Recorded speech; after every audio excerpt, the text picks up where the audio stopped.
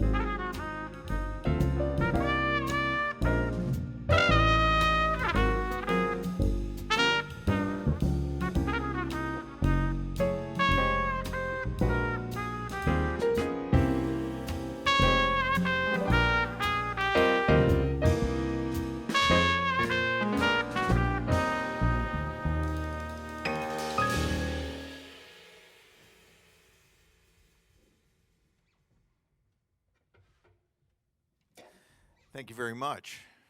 Um, you're listening to the Gordon Vernick Jazz Quartet. Actually, this is a cooperative. We all work together. We put in our ideas and we see what comes out. And we're just so happy to be here. We love the spontaneity of the music. We don't like to do a lot of rehearsing. We like to see what happens because that's the magic of this music, is that we can play the same songs thousands of times, and every time they come out differently. So my name is Gordon Vernick. On drums, a wonderfully talented drummer, and just a pleasure to work with. This is my dear friend Robert Boone, out in TV land. I can hear you clapping. And my one of my collaborators, my partners in crime over here on the piano. He's a brilliant pianist, a producer, teacher, performer. He travels all over the world, and he's just so full of amazing information, and also a great musician, Mr. Kevin Bales. And on the bass, one of my dearest friends. I've known this gentleman for many years. Actually, when I first came to Atlanta, way back when, he was one of the first musicians that I've met, and we've had a great working relationship for many years. And I'm so happy to have him on the band scene. He's one of the greatest bass players I've ever heard. His name is Neil Starkey. The first song we played is a composition written by one of my favorite pianists, Herbie Hancock, who's still actively performing and writing and producing today. It was from his first album as a leader. I believe the name of the record was called Taken Off. And he wrote this song, he called it Driftin', and it's just a really bluesy, it's not a blues, but it's very bluesy. And probably the most famous song from that particular record was a song he wrote originally. He wrote, and he called it Watermelon Man, which actually, the residuals from that particular song paid for a Cobra AC, I believe, in 1967. If you wanted to buy that car today, it'd be $4.5 million. So he's still living on the residuals of that wonderful tune. So thank you, Herbie, for being such a great composer and giving that to us. We'd like to continue with a song written by a great tenor saxophonist. His name is Joe Henderson. Joe passed a few years back, but he left an amazing body of compositions and recordings, and he was just a brilliant tenor saxophonist and composer. And something that a lot of people don't know, he led a great big band in New York City in the late 90s and early 2000s. And this is one of my favorite songs that he wrote. This is called Black Narcissus.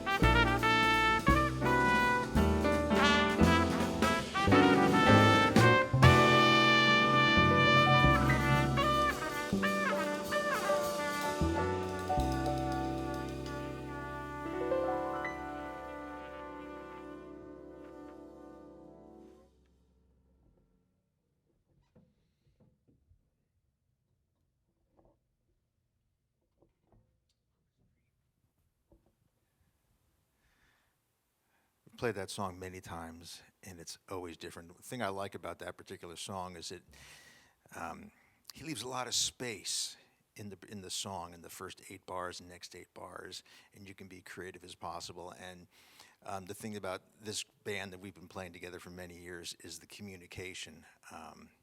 We listen really carefully to each other, and we're having a conversation. We're also having a really good time, and that's the thing about this music. It's so spontaneous as opposed to playing music that's accurately reproduced from the page. And there's nothing wrong with that. That's beautiful. And there's another, there's a lot of things that go into the preparation of that. But this spontaneity is something that's always attracted me to jazz. In fact, when I was in high school orchestra, I used to drive my orchestra director, conductor crazy because I would make up parts. I wouldn't play the actual parts from the Haydn or the Mozart or Beethoven we were playing. So I wanted to be really creative, and this allows us all to do that. I'd like to continue with a piece written by Thelonious Monk. Monk is a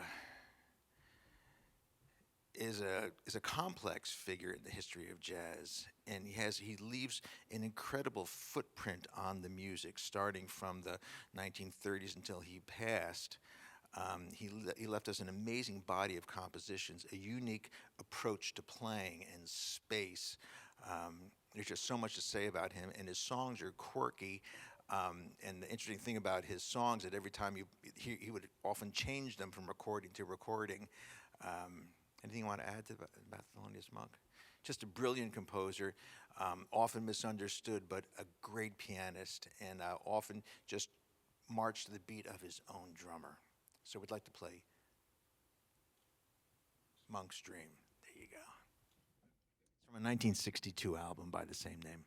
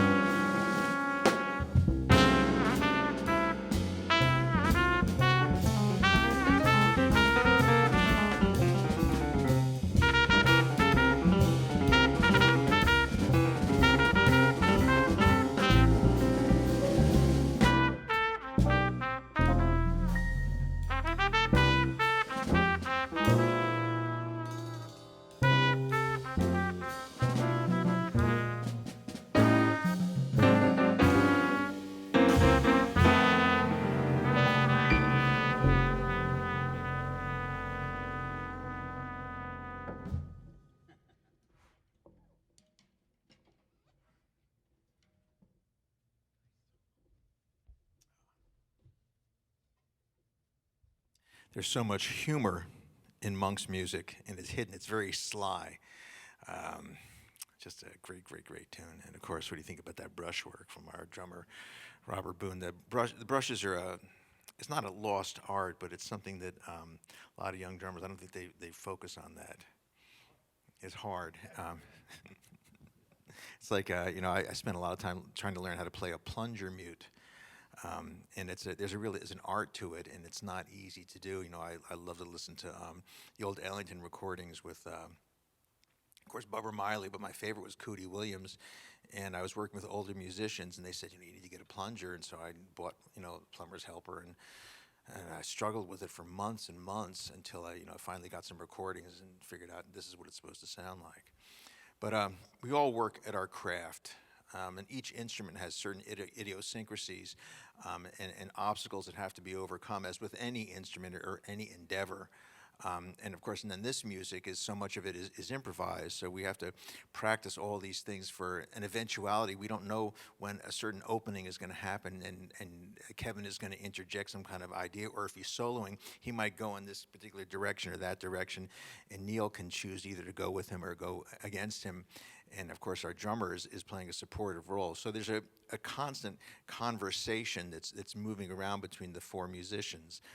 It's really fascinating. When you listen to recordings of great, great bands, you can think of, John Coltrane's group, Miles Davis, Charlie Parker, all the way back from, back to 20s up to very contemporary stuff. When you listen, you hear this amazing conversation and sense of discovery, and it's almost childlike in a certain way because we're always discovering new sounds, new ways to communicate, and it's a really important thing about jazz music. Moon Alley's good. So we're going to do a piece that's written by one of my favorite trumpet players.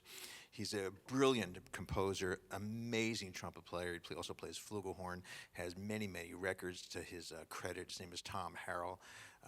I've always been a fan of his. I first started hearing about him in the early 1970s.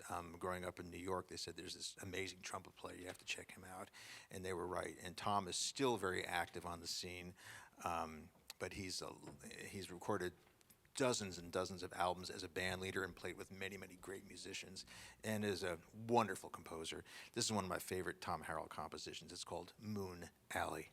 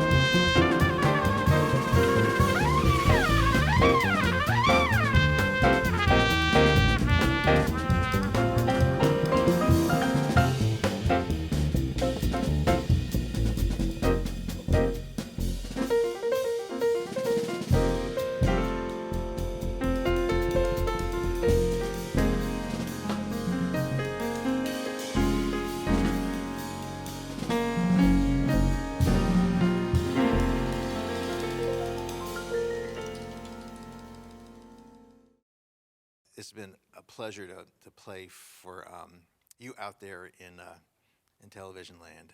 I know this is going to be aired at a later date, and it's an honor to play this music, and it is a great pleasure to share it with all of you out there.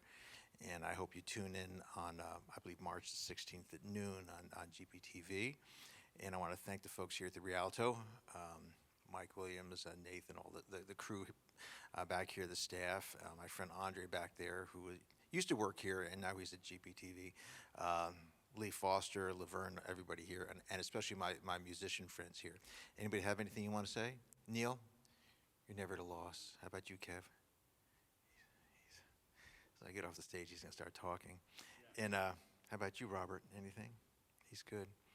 Can I talk about you for a second? So Robert is he tours with all these musicians here do a lot of touring. Kevin travels around pre-COVID we were all traveling around the world. I mean, now it's mostly more or less local. But you've been in Chicago. You're going to be up there doing your Mr. Rogers program, which is a fascinating. You want to check out the music of Fred Rogers, and Kevin has a CD, and he's been performing with Carrie Johnsrud. It's really amazing. So he's traveling all around, and of course Neil has been everywhere you can imagine. He went to Snellville once, but he travels all over the world. He's really an in-demand basis. And the youngest member of our group, Robert Boone, graduated from Florida State University, where he met a lot of the folks that are involved with the Count Basie Orchestra, and through a series of auditions, I mean, there was a lot of competition. They needed to replace the drummer in the Count Basie Orchestra, and Robert Boone is the drummer, so he tours around the world. When's your next tour coming up? Next week. Where are you going? Florida. That's your own backyard. But you go to Japan every year, and they still do quite a bit of touring, and the band keeps the Basie legacy alive. I always say I love Ellington's music. He showed the possibilities and how to get the most out of his musicians with an incredibly diverse group of musicians to get this amazing sound. But the Basie band is coming out of Kansas City in the late 1930s really taught us how to swing. They all swung, but there was a certain swing, there was a certain swagger to those bands out of Kansas City, and especially the Count Basie Orchestra. So we're going to close our program with a standard. It's entitled Alone Together. I want to thank everyone out there again, and I don't think I forgot to thank everybody here at the Rialto Theater. Thank you so much, and we're going to leave you with Alone Together.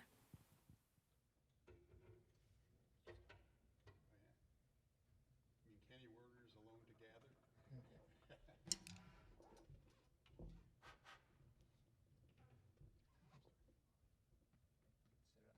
You got Neil. Oh, what's the first thing? What's the first chord? D minor. Huh? D minor.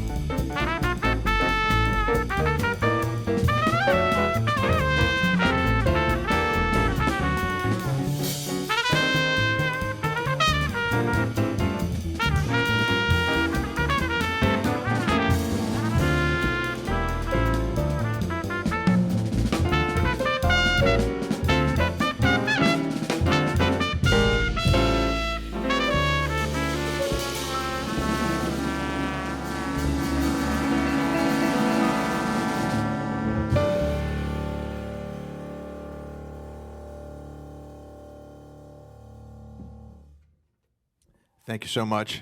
Robert Boone on drums, Kevin Bales on piano, Neil Stark on the bass. Yours truly, Gordon Vernick. Thank you. Live from the Rialto Theater for Feed Your Senses. Thank you so much. Have a great day.